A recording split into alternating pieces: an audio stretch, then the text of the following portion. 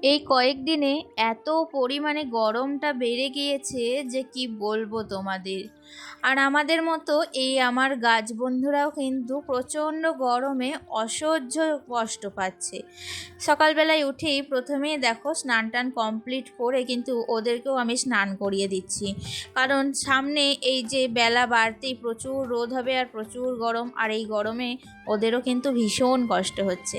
তার সাথে আরও কষ্ট হচ্ছে আমাদের মতো যারা গৃহবধূ, যারা হাউসওয়াইফ তাদের। তো প্রত্যেকেই কিন্তু সকাল সকাল সংসারের রান্না বান্না কাজকর্ম সমস্তটাই কমপ্লিট করে নেওয়ার চেষ্টা করবে, কারণ আমাদের মতো হাউসওয়াইফদের কিন্তু নিজের থেকেও সংসারের বেশি দায়িত্ব মাথার ওপরে থাকে। বিশেষ করে একটা বাচ্চার দায়িত্ব কিন্তু একজন মায় নেয়, তাই জন্য নিজের সুস্থ থাকাটাও কিন্তু অত্যন্ত জরুরি।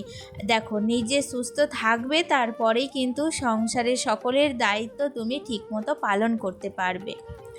নমস্কার, কেমন আছো সবাই? আশা করি সবাই খুব ভালো আছো আর আমরাও বেশ ভালো আছি। আমি সুমি, আজকে আমার আরও একটি নতুন ব্লগে তোমাদের অনেক অনেক স্বাগত জানাই। আজকে হচ্ছে জ্যৈষ্ঠী মাসের প্রথম মঙ্গলবার। অনেকেই জানো জ্যৈষ্ঠী মাসের মঙ্গলবার কিন্তু মা মঙ্গলচণ্ডীর ব্রত থাকে, আর অনেকেও হয়তো সেই ব্রত তোমরা পালন করো। জানি না কে কে তোমরা এই ব্রত পালন করো, তবে আমরা কিন্তু করি। আর আজকে হচ্ছে সেই দিন, আর আজকে যেহেতু প্রথম তাই আজকে ঘট প্রথম স্থাপন করে আজ প্রথম মঙ্গলচণ্ডী আমরা সবাই মিলে পালন করব। আর বাড়িতে হচ্ছে আজকে নিরামিষ রান্না। দেখো, সকাল থেকে আবহাওয়া মেঘলা থাকলেও ভীষণ একটা চাপা গরম কিন্তু কাজ করছে। আর এই গরমের জন্য আমি সকালবেলায় স্নান করা সত্ত্বেও এত পরিমাণ আমাকে গরম লাগছিল, আমি তাড়াতাড়ি করে নিরামিষ যত রান্নাবান্না ছিল সমস্তটাই কিন্তু কমপ্লিট করে নিয়েছি। আর লাস্টে করলাম একটু মটর ঘুগনি। আজকে সারাদিন কিন্তু আমরা মুড়ি খেয়েই থাকবো, আজকে আমাদের ভাত খাওয়া হবে না। আমাদের জলখাবারের জন্য ওখানে সুজি করেছিলাম, তাছাড়া সমস্ত নিরামিষ ভাতের তরকারি রান্নাবান্না কমপ্লিট করে লাস্টে একটু ভাত বসিয়ে দিয়েছিলাম আমার হাজবেন্ড এবং শ্বশুরমশাইয়ের জন্য। তারপরে দেখো, বিছানার চাদরটা একটু চেঞ্জ করতে ঘরে চলে এসেছি। আসলে অনেক দিন হয়ে গেল বিছানার চাদরটা চেঞ্জ করাও হয় না। আর কি বলো তো, বিছানার চাদর একটু এই পুজো পার্বণের দিন চেঞ্জ না করলে না আমার মনে তৃপ্তি আসে না। বেডরুমটাকে ভালো করে যদি না গোছানো থাকে, বাড়িঘর পুজোর দিন একটু পরিষ্কার না থাকে, তাহলে কিন্তু আমার খুব একটা ভালো লাগে না। তাই জন্য এখন বিছানাতে একটা ফ্রেশ চাদর আমি পেতে দেব, আর যে চাদরটা তুলে নিয়েছি সেটাকে কেচে মেলে দেব। যাই হোক, রিনা আমাকে কমেন্ট করেছে যে তুমি দুই ধারে বিনুনি করে একটা চুল ভালো করে বেঁধে একটা লাইভ কিংবা একটা ব্লগ ভিডিওতে সামনে এসো। আমি অসংখ্য ধন্যবাদ জানাই রিনাকে। আর আমি এত সুন্দর একটা আবদার পেয়েছি ওর কাছ থেকে, তো আমি ওর আবদারটা কিন্তু রাখার চেষ্টা করব। এই ভিডিওতে না হলেও সামনের নেক্সট কোনো ভিডিওতে আমি কিন্তু ওর ভিডিও ওর আবদারটা রাখার চেষ্টা করব। আর ও যে আমাকে এত সুন্দর মন্তব্য করেছে তার জন্য অসংখ্য ধন্যবাদ। এইভাবেই রিনা তুমি আমার পাশে থেকো, আমাকে সাপোর্ট করো। জানো তো, আজকাল সাপোর্ট করার থেকে খারাপ কথা বলার মানুষ অনেক আছে, কিন্তু সাপোর্ট করার মানুষ কিন্তু খুবই কম। আর বিশেষ করে আমরা একে অপরকে কিন্তু চিনি না, আমাদের পরিচয় এই ভিডিওর মাধ্যমে। আর এই ভিডিওর মাধ্যমে কি বলতো, একটা বন্ধু যেমন একটা বন্ধুকে সব কিছু শেয়ার করতে পারে, ঠিক তেমনই কিন্তু আমরাও একে অপরের মনের কথা একে অপরকে শেয়ার করতে পারি এই ভিডিওর মাধ্যমে। জানো তো, মাঝে কয়েকটা দিন আবহাওয়াটা কিন্তু বেশ ঠান্ডা ছিল, আর এখন আবার হঠাৎ করে আবহাওয়াটা কিন্তু 38 ডিগ্রি তাপমাত্রায় চলে গিয়েছে। আর এই গরমে আমাদের সংসারের প্রত্যেকটা কাজ করতে আমাদের কিন্তু প্রচণ্ড কষ্ট হচ্ছে। আমাদের মতো হাউসওয়াইফরা তারা বাড়িতে থাকে ঠিকই, কিন্তু তাদের এই সংসারের কাজ এত গরমে করতে তাদেরও কিন্তু খুবই কষ্ট হয়।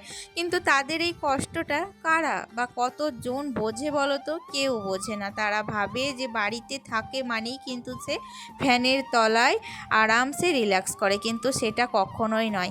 জানো তো, আমরা সব সময় চেষ্টা করি যে না, আজকের কাজগুলো তাড়াতাড়ি কমপ্লিট করে নেব, তারপর কিন্তু ফ্যানের নিচে বসে একটু রেস্ট নেব।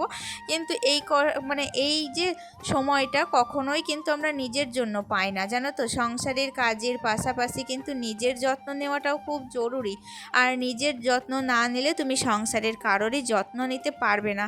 তাই আমি বলবো, অনেক গৃহবধূ আছে যারা সংসারের কাজের চাপে খাওয়া দাওয়া ভুলে যায়, একবারে জলখাবার না খেয়ে দুপুরের লাঞ্চটাই একবারে করে। আমি বলবো তাদেরকে কিন্তু তারা এমন কাজ করো না, তারা নিজের জন্য একটু সময় বের করে খাবারটা খেয়ে নেবে, তারপর সংসারের কাজ তো আছেই। সারা দিন তুমি সংসারে যে কোনো কাজ করো না কেন, আগে নিজে খাবার খাবে, নিজের পেটের জ্বালা কিন্তু নিজেকেই মেটাতে হবে, সেটা কিন্তু অন্য কেউ ভাগ নেবে না বা অন্য কেউ সেই জ্বালা মিটিয়ে দেবে না। তাই জন্য সময় বের করে, হাজার কাজ থাকলেও নিজের জন্য এক ফোঁটা সময় বের করে কিন্তু খাওয়া দাওয়া, ঠিক সময় রেস্ট নেওয়া, এইটুকু তোমাদের মেনটেন করতেই হবে। আর এদিকে কথা বলতে বলতে আমার কিন্তু পুরো বেডরুমটা গোছানো কমপ্লিট হয়ে গিয়েছিল। তারপর মেঝেটাকেও ভালো করে একটা ভেজা ন্যাকড়া দিয়ে মুছে নিয়েছি। আর এখন চলে এসেছি ঠাকুর ঘরে। ওই যে বললাম সকালবেলায় মঙ্গলচণ্ডীর পুজো হবে, দেখো এখানে পাটে কিন্তু সমস্ত জোগাড় যন্ত্র কমপ্লিট হয়ে গিয়েছে। আর বাবা এই মাত্রই, মানে শ্বশুরমশাই এই মাত্র এসেই কিন্তু পুজোয় বসবেন। আর পুজোতে বসেও গিয়েছে। আমরা সকলে মিলে এখন দিচ্ছি পুষ্পাঞ্জলি। জানো তো, ঠাকুরকে যখন ভক্তি ভরে ডাকা যায়, মা কিন্তু তার সন্তানের কথা না শুনে থাকতেই পারেন না। আর আমরা সন্তানেরা, আমরা কিন্তু সব সময় ঠাকুরকে কিছু না কিছু চেয়েই থাকি। জানো তো, এখন ঠাকুরের সাথেও সম্পর্কটা কেমন যেন একটা দেওয়া নেওয়ার সম্পর্কের মতো হয়ে গিয়েছে, যে তুমি আমাকে একটা জিনিস দেবে, আমি কিন্তু তার পরিবর্তে তোমাকে এই জিনিসটা দেব। এই রকম একটা সম্পর্ক হয়ে গিয়েছে। আমরা মানুষেরা এতটাই স্বার্থপর যে আমরা ঠাকুরকেও কিন্তু দেওয়া নেওয়ার সম্পর্ক থেকে বাদ দিই না। যাই হোক, কি বলবো, এদিকে দেখো আমাদের কিন্তু পুষ্পাঞ্জলি দেওয়া চলছে। আর যাই হোক, পুষ্পাঞ্জলি দেওয়া কমপ্লিট করে আমি কিন্তু এখন ঠাকুরের কাছে একটু প্রার্থনা করে নিচ্ছি, যেটা সবাই করে, সব গৃহবধূরা যারা আছে। সংসারের মঙ্গল কামনা, ছেলের শান্তি কামনা এবং আমার স্বামীর সংসার সবাই যাতে সুখে থাকে, এইটুকুই চাওয়া আর কি। যেটা সবাই বা সব হাউসওয়াইফ যারা সংসারকে অতিরিক্ত ভালোবাসে তারা কিন্তু এই কথাটাই আগে চেয়ে থাকে। আর একজন মা হিসাবে ছেলের মঙ্গল কামনা করাটাই কিন্তু আমাদের কর্তব্য। যাই হোক, এদিকে পুজো কমপ্লিট করে খাওয়া দাওয়া করে এখন রেডি হয়ে গিয়েছি। কোথায় যাব বলো তো?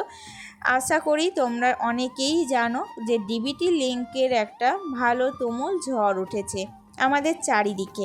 আজকে আমি সেই কাজটাই করতে যাচ্ছি ব্যাংকে। দেখো প্রচুর পরিমাণে গরম পড়েছে, আবহাওয়া মেঘলা। আর এই গরমের মধ্যেও আমরা এখন চলে এসেছি ব্যাংকে। আর ব্যাংকে এসে এখানে ফর্ম ফিল আপের কাজগুলো সারছিলাম। আর এদিকে ছেলে গিয়েছিল একটু আইসক্রিম খুঁজতে। প্রচুর পরিমাণে গরম পড়েছিল, থাকতেই পারছিল না। জানো তো, ব্যাংকে এতটা ভিড়, ব্যাংকের বাইরে এসে ফর্মটা ফিল আপ করে তারপর কিন্তু ব্যাংকের ভিতরে গিয়ে জমা দেব। কিন্তু দুর্ভাগ্যবশত ব্যাংকে জমা দিতে গিয়ে দেখি ব্যাংকের টিফিন টাইম চলছে, সকলে খেতে চলে গিয়েছে আর আমরা এখন ওয়েটিং লিস্টে। যাই হোক বন্ধুরা, প্রচুর গরম পড়েছে আর ভিডিওটা না কন্টিনিউ করতে পারিনি, আমাকে এতটুকুই ভিডিওটা রাখতে হচ্ছে আজকের মতো। দেখা হচ্ছে নেক্সট ব্লগে। আজকের ব্লগটি তোমাদের কেমন লেগেছে অবশ্যই কমেন্টে জানাতে ভুলবে না। আজকে তাহলে আসি, দেখা হচ্ছে, টাটা।